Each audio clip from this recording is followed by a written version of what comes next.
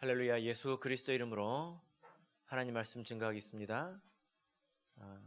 다 같이 요한계시록 4장 5절 6절 말씀을 다 같이 찾겠습니다.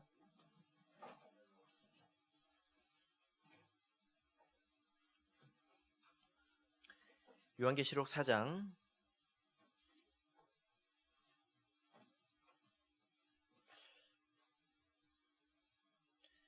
5절 6절 말씀을 같이 읽겠습니다.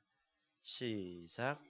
보좌로부터 번개와 음성과 뇌성이 나고 보좌 앞에 7 등불 켠 것이 있으니 이는 하나님의 7 영이라. 보좌 앞에 수정과 같은 유리 바다가 있고 보좌 가운데와 보좌 주위에 4 생물이 있는데 앞뒤에 눈이 가득하더라. 아멘.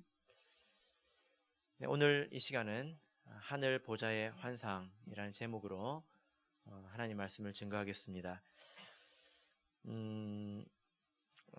지난 시간에 말씀드린 부분에 이어서 4장을 계속 말씀드릴 텐데요. 요한계시록 4장은 하늘 보좌의 환상입니다. 이것은 요한계시록 전체의 조감도라고 말할 수 있다 라고 말씀을 드렸죠. 그래서 이것은 교회가 이제 마지막에 완성된 때의 모습을 보여주는 것이고 또 우리 신앙의 목표를 가리키는 것이다 라는 것입니다. 간단히 요약해 보자면 요한이 하늘을 보았는데 하늘 가운데에 무엇이 있었습니까? 하나님의 보좌가 있었습니다. 하나님께서 아주 영광된 모습으로 보석같이 빛나는 그런 모습으로 그곳에 앉아 계셨죠. 또 하나님의 은혜를 상징하는 무지개가 그 보좌를 딱 두르고 있었습니다. 그리고 하나님의 보좌를 삥 둘러서 몇 개의 보좌가 있었습니까? 24개의 보좌가 있었고 24장로가 거기에 앉아 있었습니다.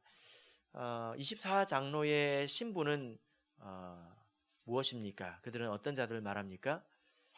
성경에 묘사된 모습을 통해서 보자면 그들은 땅에서 왕노릇하는 성도이며 또 유혹과 핍박에 승리한 신앙인을 말합니다. 그래서 그들은 승리의 면류관을 쓰고 있었고 그리고 자기의 흰옷을 더럽히지 않고 잘 지키고 있었다라고 말씀을 드렸습니다. 이제 5절부터 계속 보좌를 중심으로 한 모습들을 하늘을 보도록 하겠습니다. 5절을 다시 한번 보겠습니다. 5절 읽겠습니다. 시작. 보좌로부터 번개와 음성과 뇌성이 나고 보좌 앞에 7 등불 켠 것이 있으니 이는 하나님의 7 영이라. 네.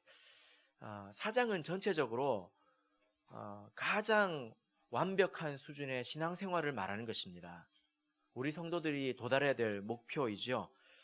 보좌를 중심으로 해서 하늘의 모습을 묘사하고 있는데 이것은 바로 우리 신앙생활 가장 완벽한 수준의 신앙생활을 말하는 것입니다. 자, 그런데 보니까 보좌에서 무엇이 나고 있습니까? 번개와 음성과 뇌성이 난다 이렇게 말하고 있습니다. 번개 그리고 음성, 뇌성 이것은 무엇일까요? 번개와 음성과 뇌성은 무엇을 말할까요? 이것이 성경 안에서 가지는 의미가 있습니다. 자, 출애굽기 19장을 보겠습니다. 출애굽기 19장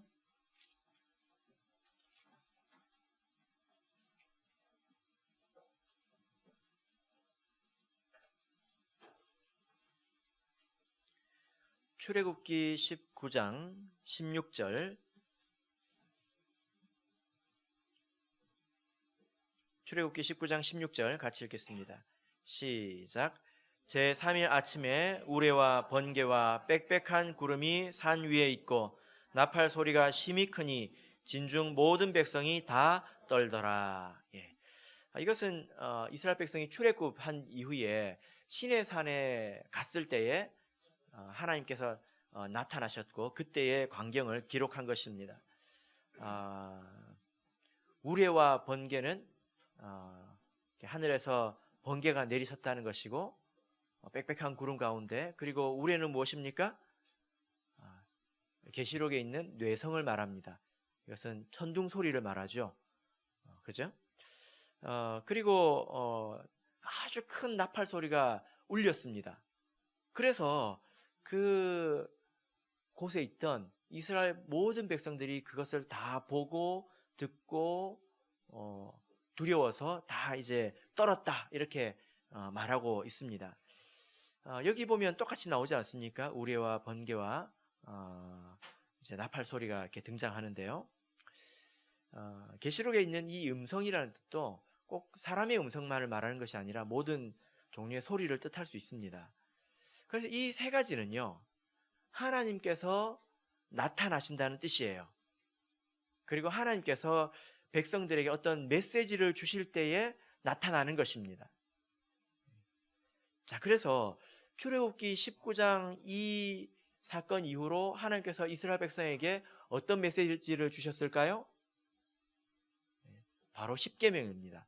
하나님께서 이스라엘 백성에게 십계명을 주실 때에 이런 일이 있었다는 거예요. 우레와 번개가 치고 두두두둥 치고 그 다음에 빽빽한 구름에서 한 치 앞이 보이지 않고 아주 큰 나팔 소리가 들리니까 이 소리를 혹시 못 듣고 이것을 못 듣고 그냥 제 갈 길을 간 사람이 한 명이라도 있었을까요?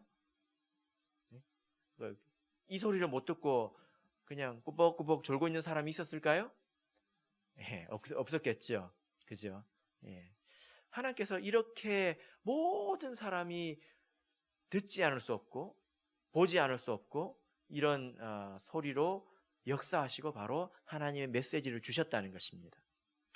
그래서 이 세 가지는 마치 무엇과 같냐면 인공위성을 저기 우주로 쏘아 올릴 때에 어떻게 쏘아 올립니까?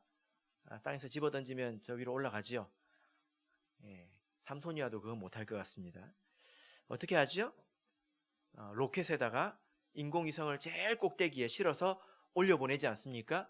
로켓 크기는 아주 큽니다. 근데 그 위에 있는 인공위성 크기는 아주 사실은 작죠. 그죠? 예. 그래서 이 번개와 음성과 뇌성 이것은 마치 로켓과 같은 것이고 그 꼭대기에는 하나님의 메시지가 있다는 거예요. 그런데 여러분 한번 생각해 보십시오.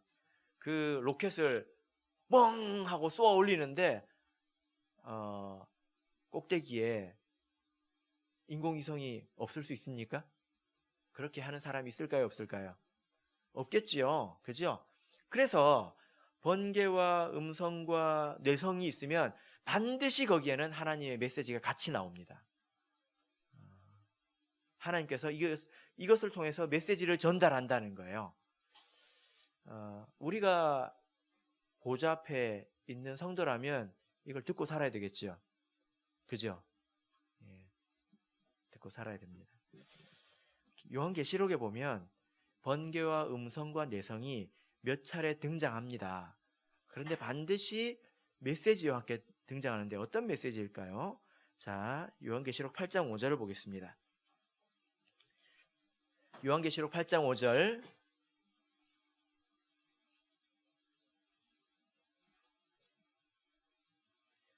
요한계시록 8장 5절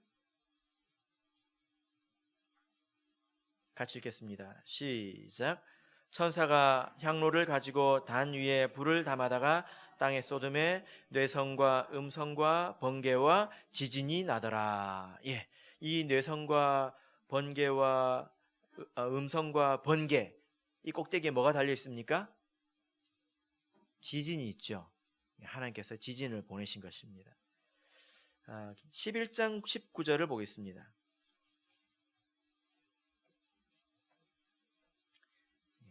11장 19절 같이 읽겠습니다. 시작. 이에 하늘에 있는 하나님의 성전이 열리니 성전 안에 하나님의 언약궤가 보이며 또 번개와 음성들과 뇌성과 지진과 큰 우박이 있더라. 예, 여기 보니까 이제 무엇이 나옵니까? 지진과 큰 우박입니다. 여러분 우박 혹시 맞아보셨습니까? 우박이 떨어질 때 보통 쌀알만하게 떨어지죠. 근데 구슬만하게 떨어져도 맞으면 제법 아픕니다. 근데 여기는 큰 우박이라고 되어 있습니다. 얼마나 돼야 큰 우박일까요? 자, 이제 16장 18절을 보겠습니다.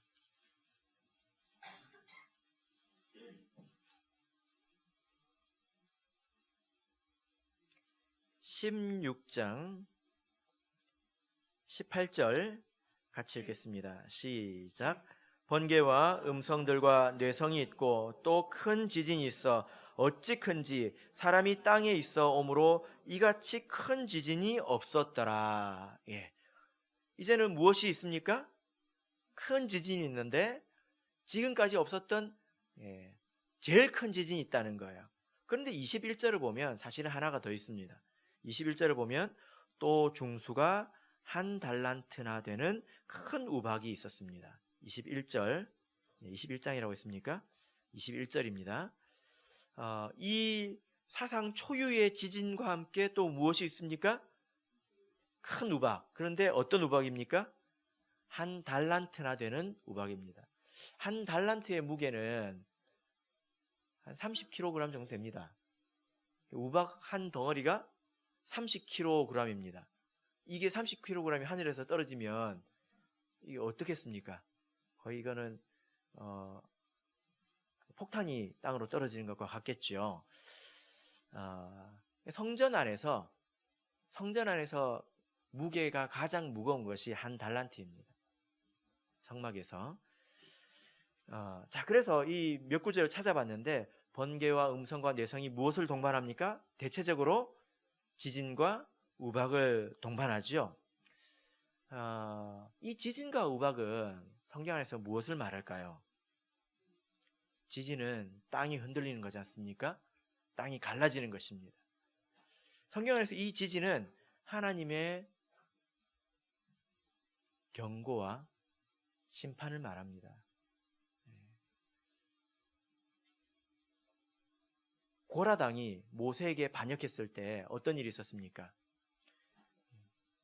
민수기 16장 31절을 보면 이 모든 말을 마치는 동시에 그들의 밑에 땅이 갈라지니라 해서 땅이 쩍 하고 갈라져서 그들을 싹 삼켜버렸지 않습니까? 그래서 이 지진이라고 하는 것은 하나님의 경고 그리고 하나님의 심판을 말합니다. 그런데 우리가 방금 보았지만 이 번개와 음성과 뇌성 위에 달리는 이 지진이 갈수록 커지죠. 지진이었는데 큰 지진이 되고 거기에다가 우박이 더해지고 나중에는 무게가 한 달란트나 되는 우박이 또 더해졌다는 것입니다. 이게 무엇을 말할까요? 하나님의 경고가 심해진다는 거예요. 그렇잖아요. 여러분의 집에도 이런 일이 있는지 모르겠지만 야, 너 조심해 해가지고 이제 회초리를 들고 흔들면서 뭐라고 말합니까?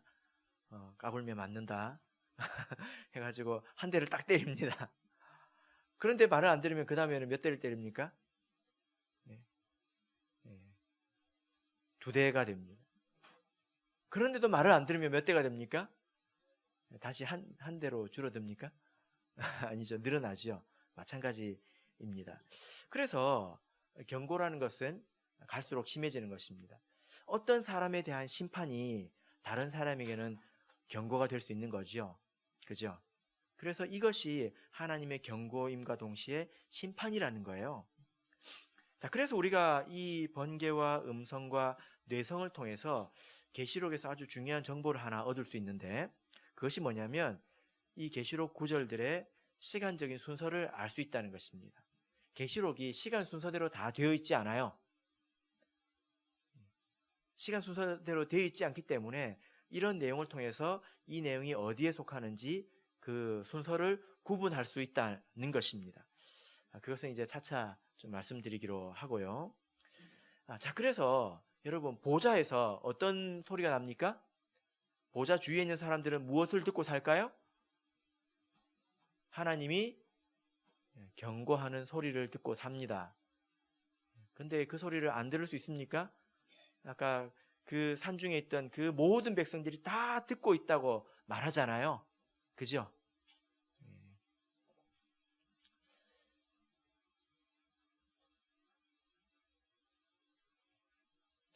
하나님께서 이 세상에 대해서 경고하십니다.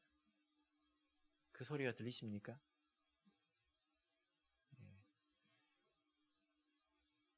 들리십니까? 아무것도 안 들리는데? 조용한데? 예. 세상 돌아가는 걸 보면, 세상을 보면 보이고 들리십니까? 하나님이 거기에 경고하고 있는데 거기에 소망이 있는 것처럼 살아간다면 그걸 못 듣는 거죠. 하나님이 분명히 경고하고 계신데, 그래서 심판하시고 경고하고 계신데 사람들은, 이 세상 사람들은 알아듣지 못합니다. 그리고 도리어 더 완악해져 갑니다. 계시록 9장 20절을 보겠습니다.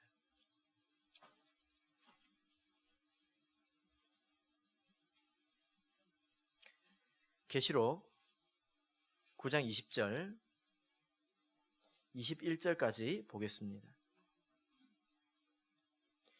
읽겠습니다. 시작.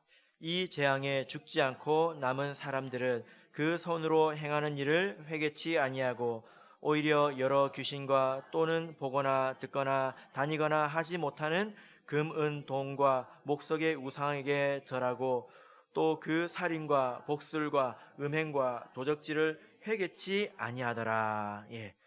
도리어 하나님께서 이렇게 경고한 것은 재앙으로 온단 말입니다.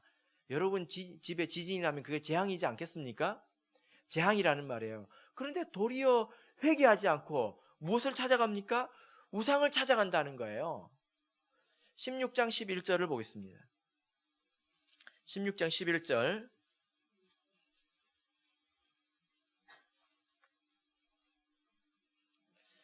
10절부터 보겠습니다. 10절 11절 읽겠습니다. 시작.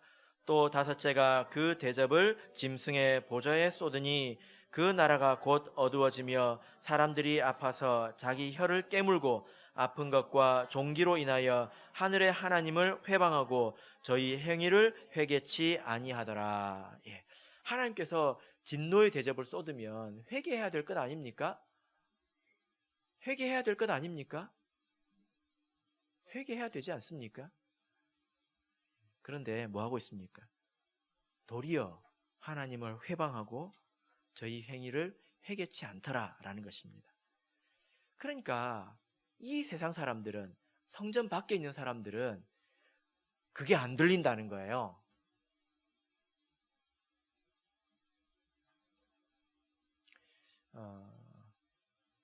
우리는 반드시 이 소리를 듣고 살아야 합니다. 우리 성도의 인생도 마찬가지인데요. 하나님께서 단번에 사람들을 심판하지 않습니다. 여러분, 성도의 인생이 망하는 일이 있습니까? 없습니까? 있습니다. 그 가정이 망하는 일이 있습니까? 없습니까? 있습니다. 자녀가 망하는 일이 있습니까? 없습니까? 있습니다. 그런 모든 일들이 절대로 단번에 일어나지 않습니다. 절대로 단번에 일어나지 않습니다. 하나님께서 경고하시고 경고하십니다. 성도들을 통해서 먼저 권면하시고 이런저런 일로 경고하십니다. 그런데 우리 성도가 이것을 알아듣는 마음이 없다면 그런 일을 통해서 도리어 더 완악해질 수 있다는 거예요. 뒤늦게라도 깨달으면 다행이겠지만 깨닫지 못한다면 그래서 끝까지 가게 되는 것입니다. 하나님의 음성이 없고 하나님의 뜻이 없어서 그런 것이 아닙니다. 구약 성경을 보면 이 솔로몬도 듣는 귀를 잃어버렸죠. 열왕기상 11장을 보겠습니다. 열왕기상 11장 9절을 보겠습니다. 열왕기상 11장 9절 같이 읽겠습니다. 시작. 솔로몬이 마음을 돌이켜 이스라엘 하나님 여호와를 떠남으로 여호와께서 저에게 진노하시니라. 여호와께서 일찍이 2번이나 저에게 나타나시고. 솔로몬이 많이 타락하지 않았습니까? 그런데 그 지경이 될 때까지 하나님께서 가만히 두신 게 아니라는 거예요. 하나님께서 2번이나 저에게 나타나셨다는 것입니다. 그래서 우리가 이 하나님의 이 번개와 또 음성과 뇌성을 듣고 보는 그런 감각이 우리에게 생겨야 합니다. 우리가 생각할 때 이것이 하나님 말씀을 떠난 것이다 라고 생각이 된다면 반드시 우리에게 무슨 일이 있습니다. 다시 본문 5절로 돌아가겠습니다. 하나님의 백성은 이것을 듣고 보는 자들이지요. 요한계시록 4장 5절을 다시 읽겠습니다. 이것이 번개와 음성과 뇌성이 났다는 말이죠. 자, 요한계시록 4장 5절 다시 읽겠습니다. 시작. 보좌로부터 번개와 음성과 뇌성이 나고 보좌 앞에 7 등불 켠 것이 있으니 이는 하나님의 7 영이라. 예. 이 보좌 앞에 7 등불 켠 것이 있습니다. 그런데 이것은 무엇이라고 말하고 있습니까? 하나님의 7 영이라. 이것에 대해서는 몇 시간 전에 말씀을 전한 바가 있는데요. 다시 한번 보겠습니다. 이사야서 11장입니다. 하나님의 7 영은 어떤 천사 7명 이런 7개의 영을 말하는 건 아닙니다. 7은 완전하다는 뜻이죠. 완전한 하나님의 영을 말하는 것인데 이사야서 11장 2절을 보겠습니다.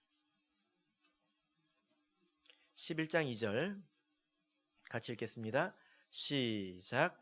여호와의 신 곧 지혜와 총명의 신이요 모략과 재능의 신이요 지식과 여호와를 경외하는 신이 그 위에 강림하시리니. 예. 지난번에도 세 봤죠. 첫 번째 여호와의 신, 지혜의 신, 총명의 신, 모략의 신, 재능의 신, 지식의 신, 마지막으로 여호와를 경외하게 하는 신. 총 7개입니다. 그래서 이것은 완전한 하나님의 영으로 우리에게 지혜와 총명을 주고 모략과 재능을 주고 지식과 여호와를 경외하는 마음을 주는 그런 하나님의 성령을 말하는 것입니다. 자, 이제 요한계시록 5장 6절을 보겠습니다. 여기 이제 우리가 생각해 볼 부분이 있는데요. 요한계시록 5장 6절 같이 보겠습니다.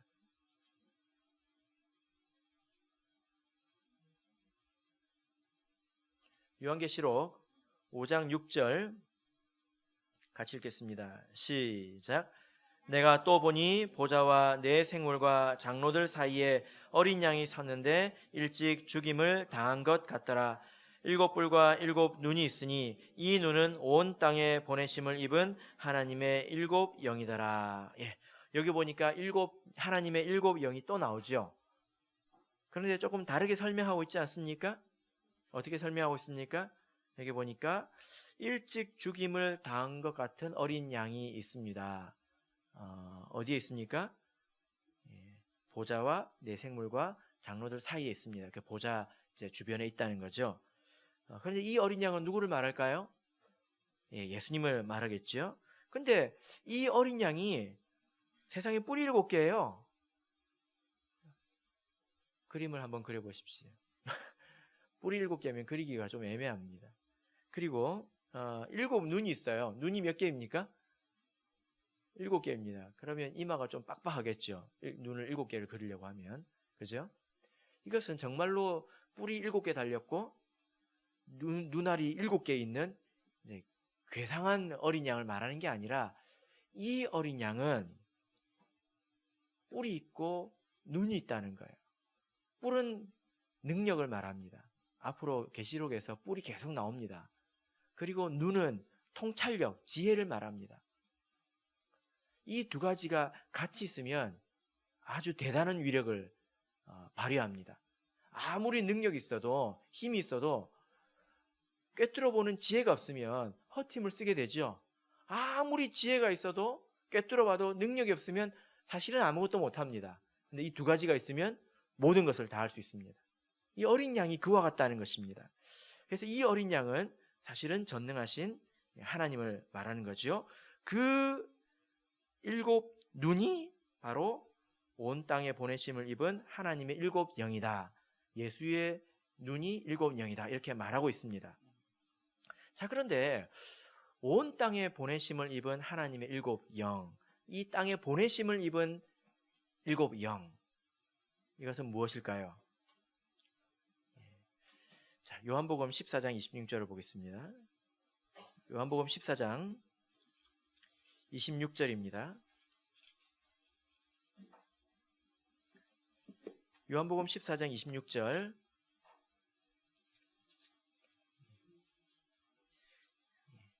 자, 읽겠습니다. 시작. 보혜사 곧 아버지께서 내 이름으로 보내실 성령. 예, 됐습니다. 여기 보니까 성령은 스스로 우리에게 내려오는 것이 아니라 어떻게 된다고 말하고 있습니까? 아버지께서 내 이름으로 보내시는 영입니다. 하나님이 보내셔야 성령이 내려오는 것입니다. 그래서 보내심을 받은 영은 무엇을 말하죠? 성령을 말합니다. 베드로전서 1장 12절을 보겠습니다. 베드로전서 1장 12절, 베드로전서 1장 12절.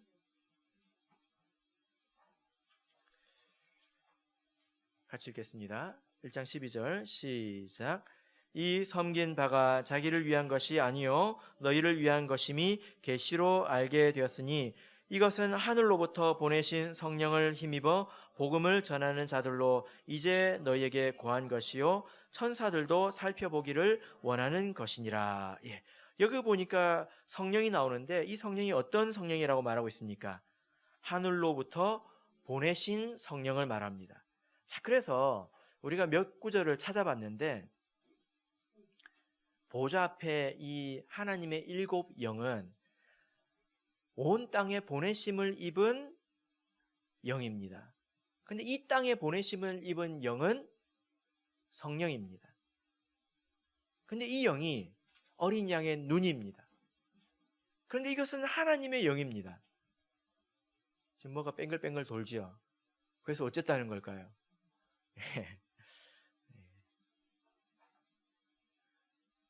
하나님의 영이 곧 예수의 영이고 예수의 영이 곧 성령이라는 것입니다.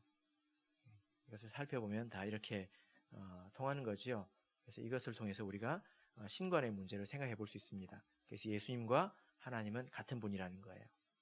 그리고 성령도 하나님이라는 겁니다. 그래서 우리가 굳이 이것을 구분하면서 살 필요가 있을까요? 그냥 생각나는 대로 부르면 되겠지요. 하나님이라고 불러도 됩니다. 예수님이라고 불러도 되지요. 성령이라고 불러도 됩니다. 다르지 않습니다. 이 영이 온 땅 가운데서 역사해서 우리에게 지혜와 총명을 주고 지식과 모략을 주고 하나님을 경외하는 마음을 우리 마음에서 생기게 한다는 거예요. 그래서 우리가 성령이 충만해야 합니다. 이 보좌 앞에 사는 사람들은요, 성령의 등불 아래 사는 사람들입니다. 성령의 빛이 있다는 거예요.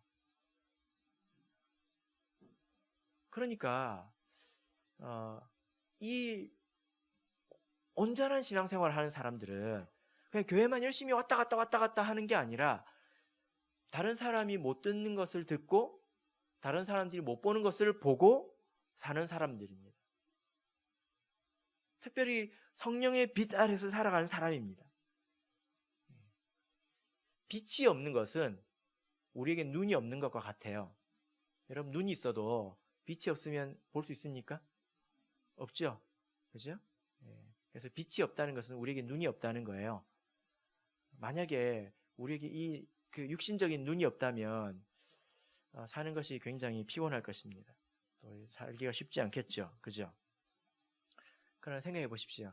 이 눈이 있다고 해서 세상을 다 잘 사는 것도 아닙니다. 왜 그럴까요? 세상은 보이는 것이 전부가 아니기 때문입니다. 그래서 내가 눈을 떴다고 해서 내 시력이 좋다고 볼 거 다 보고 산다고 생각하면 안 됩니다. 들을 거 다 듣고 산다고 생각하면 안 됩니다. 옆집에서 나는 번개와 음성과 뇌성 소리를 옆집에서는 듣는데 정작 그 집에서는 못 들을 수도 있어요. 우리는 하나님의 성령의 빛을 보아야 합니다. 그것을 통해서 무엇을 봐야 될까요? 우리가 하나님을 봐야 합니다. 하나님께서 우리와 함께 계신다는 것을 봐야 되겠지요. 우리를 인도하신다는 것을 봐야 되겠지요. 때로는 우리를 징계하신다는 것을 봐야 되겠지요. 그죠? 이걸 못 보면 뭐라 그러는지 아세요? 살다 보면 다 그럴 수 있지 그래요. 살다 보면 뭐 다 그럴 수 있지. 뭐 아플 수도 있고 다칠 수도 있고 뭐 애들 키우다 보면 그럴 수도 있고 뭐 저럴 수도 있지. 다 그렇게 이야기합니다. 그렇지 않습니다.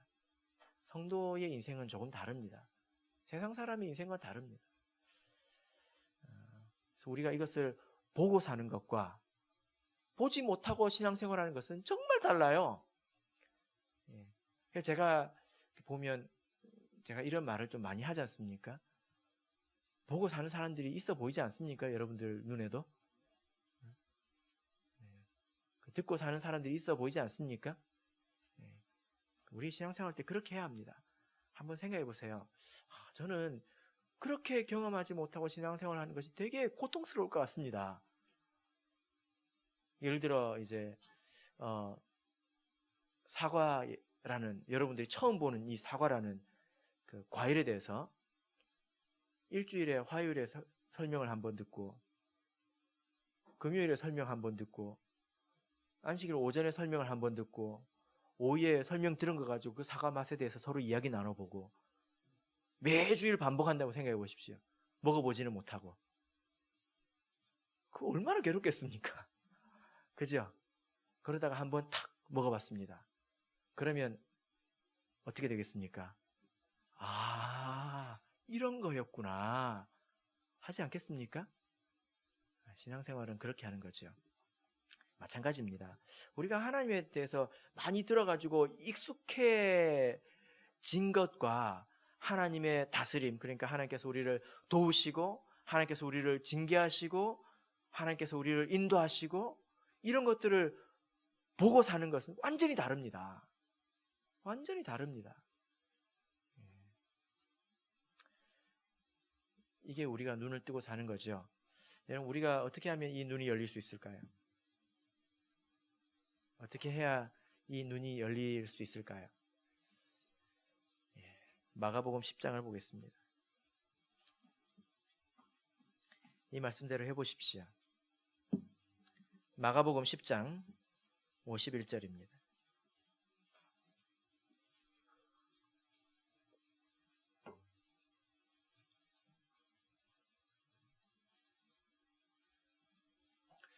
마가복음 10장 51절 같이 읽겠습니다. 시작.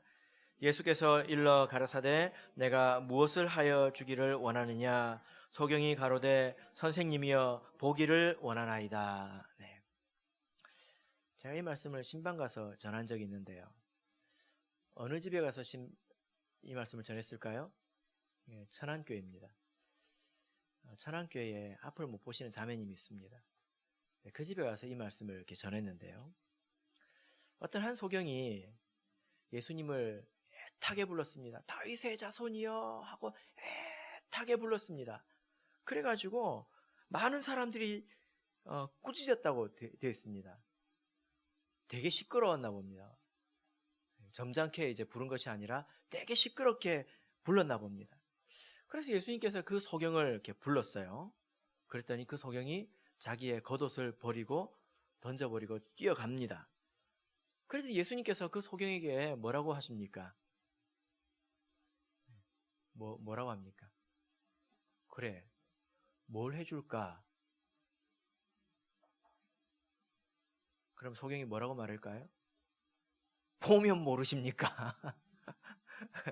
당신도 눈을 감았습니까? 그럴 거 아닙니까? 그러진 않죠.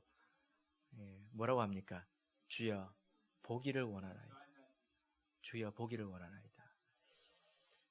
여러분, 예수님께서 몰라서 물으셨겠습니까? 근데 예수님께서 왜 이렇게 물으셨을까요?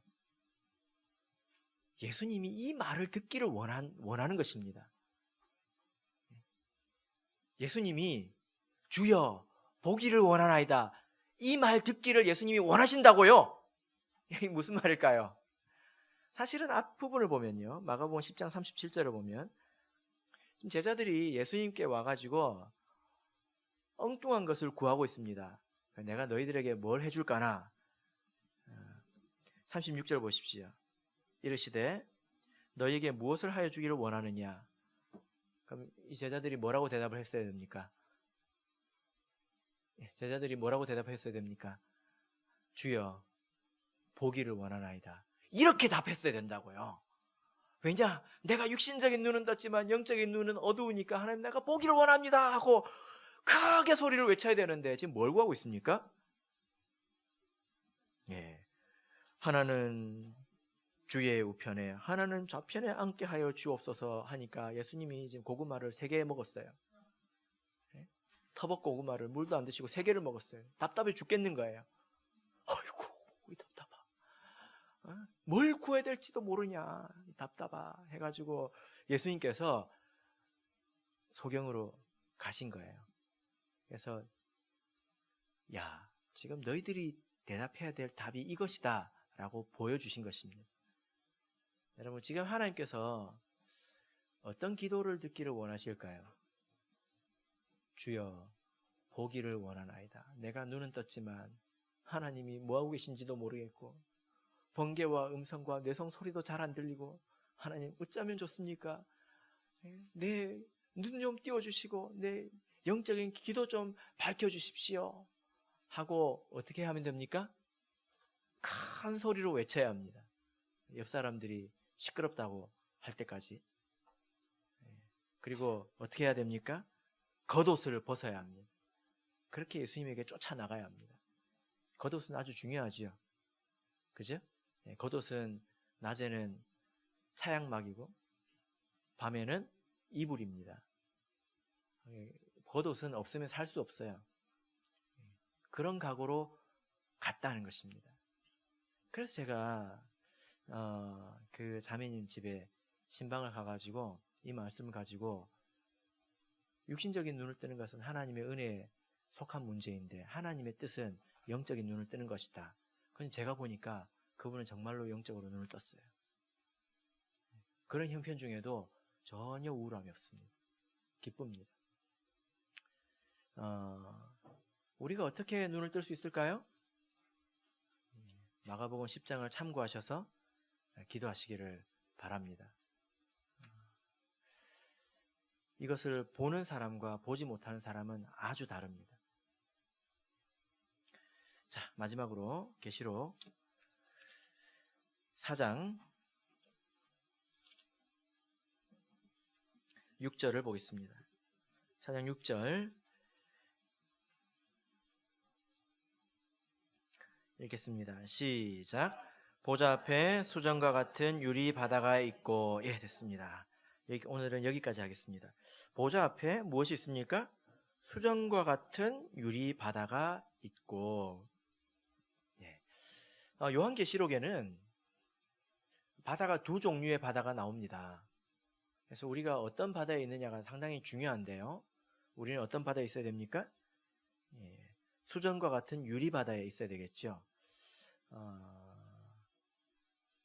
유리 바다라는 말은 바다인데 파도가 없어서 굉장히 평온한 그런 상태, 얼굴이 보일 정도로 굉장히 평온한 상태라는 것입니다.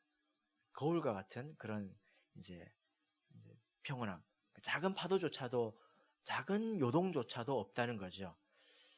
자, 그런데 이런 바다도 있습니다. 요한계시록 13장 1절을 보겠습니다.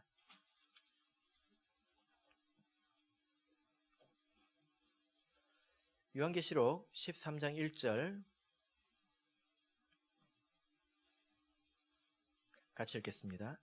요한계시록 13장 1절 읽겠습니다. 시작. 내가 보니 바다에서 한 짐승이 나오는데 뿔이 10이요 머리가 7이라 그 뿔에는 10 면류관이 있고 그 머리들에는 참람된 이름들이 있더라. 여기 보니까 어떤 바다가 있습니까? 짐승이 나오는 바다가 있죠. 이 바다는 세상을 말합니다. 그리고 이 짐승은 다니엘서를 이렇게 보면 이 부분에 가서 자세히 말씀드릴 텐데요. 이것은 어떤 로마나 이제 바벨론이나 페르시아와 같은 그 시대를 주름 잡는 절대 국가를 말합니다. 이후에는 그런 국가가 등장할 거라는 거예요. 한 나라일 수도 있고 또 연합일 수도 있는데 이것은 세상에서 아주 능력 있는 절대적인 그런 나라가 등장한다는 것입니다. 세상에서 나온다는 거죠. 그런 자들이 성도를 핍박합니다. 우리가 그 핍박 가운데서 이 세상을 살아가는 것입니다. 그 삶이 어떨까요? 핍박받는 그 삶이 어떨까요? 많은 사람들은 그 핍박에 무릎 꿇고 그 바다로 다시 돌아가게 될 것입니다. 그러나 하나님 앞에 온전하게 된 성도들은 어떨까요? 그의 삶이 마치 유리바다에 떠 있는 것과 같을 것입니다. 굉장히 평온하다는 것입니다. 그러니까 우리가 두려워할 필요가 없죠. 15장 2절을 보겠습니다. 15장 2절.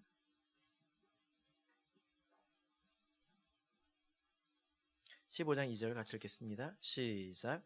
또 내가 보니 불이 섞인 유리바다 같은 것이 있고 짐승과 그의 우상과 그의 이름의 수를 이기고 벗어난 자들이 유리바다 가에 서서 하나님의 검은 고를 가지고, 여기 보니까 유리바다가 나오죠. 근데 이제 어떤 유리바다가 되었습니까? 불이 섞인 유리바다가 되었다는 것입니다. 여전히 유리바다입니다. 여전히 평온합니다. 그런데 밖에서 보니까 무엇이 섞여 있습니까? 불이 섞여 있다는 거예요. 이것은 고난이 있다는 것입니다. 그러나 성도들은 그 고난을 느끼지 못한다는 거예요. 이미 우리가 그런 부분이 있습니다. 세상 사람들이 우리를 보고 어떻게 생각할까요? 와, 어떻게 저렇게 살지? 일주일에 3번씩 교회 가고 돈도 내야 되고 그 교회에서 일도 해야 되고 또 못하게 하는 것은 또 왜 그렇게 또 많은지, 어떻게 저렇게 살지? 하는 게 밖에서 우리를 본 모습이지요. 네, 여러분은 괴로우십니까? 너무 고통스러우십니까? 하루하루가 인내입니까? 안 그렇죠? 이미 우리가 그런 부분이 있습니다. 그래 나중에는 더욱더 명확해질 것입니다. 우리가 믿음이 없으면 떠나가겠지요. 우리는 그런 믿음을 가져야 된다는 것입니다. 자, 그래서 오늘 우리가 총 3가지를 봤는데요. 보좌에서 3가지가 납니다. 보좌의 주변에 3가지가 있습니다. 첫 번째는 번개와 음성과 뇌성입니다. 이것은 하나님의 경고하는 소리입니다. 그리고 성령의 등불이 있습니다. 그 빛을 통해서 보고 삽니다. 그리고 그의 삶의 자리가 마치 유리바다처럼 평온하다는 거예요. 비록 불이 섞였을지라도 평온하다는 것입니다. 이것이 하나님께서 마지막 우리 성도들이 되기를, 이렇게 이와 같이 되기를 원하시는 그런 모습이다라는 겁니다. 만약에 우리가 이런 모습이라면 마귀도 우리가 천국 가는데 토달지 못할 것입니다. 그 정도면 천국 갈 수 있다라고 생각할 것입니다. 하나님께서 그때까지 기다리시는 거겠지요? 그래서 우리가 하루하루 이와 같은 신앙인이 되도록 스스로를 단련해야 되지 않겠습니까? 이 말씀을 교훈 삼아서 성장하시는 저와 여러분이 되시기를 예수 그리스도 이름으로 축복합니다.